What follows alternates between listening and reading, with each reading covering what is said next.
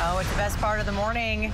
Cooking time with H-E-B. We have Chef Linda Rossman here from H-E-B. It smells amazing in here already. Thank you. And what are we cooking up today? We are going to use some marinades in different applications than we are used to. Cooking Connection this week has Buy the Marinade, get a Buyer's Best Pickled item for free. Nice. So I've picked out some simple boneless pork chops, and because it's rodeo season in Tex Fest, Campfire Cowboy. Nice little dry rub. Cowboy, I love that. It actually has coffee beans in there that have been ground up. So we're going to cook these pork chops up, but let's say you didn't have time to marinate them. We're going to take the marinade, such as the garlic and molasses, and use it in a different application by adding a little bit of butter to it. You're going to change it from a marinade to an actual finishing sauce, letting it simmer for a few minutes.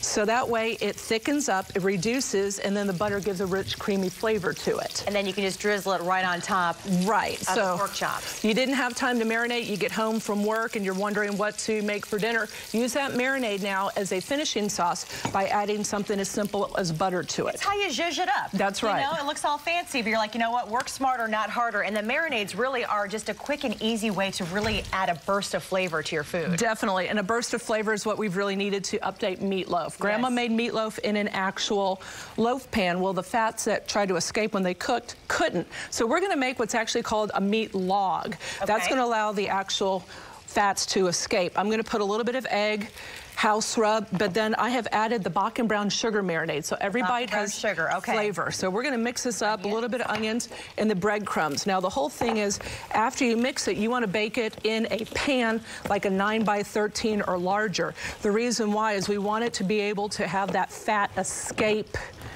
when it cooks. So what you're gonna do is make it where it does not touch the sides of the pan, and it's more like a football or a log. Okay, so meatloaf is not a cake. You're not trying to get it to touch the sides. Right. You want to be able to, that's the difference in making the flavor really come out. Right. So like, meatloaf often gets a bad rap, but it's because the flavor is lacking. We have added some flavor and we've let the fat out, and this is going to cook in about the same time, but it's going to come out so much more moist and flavorful.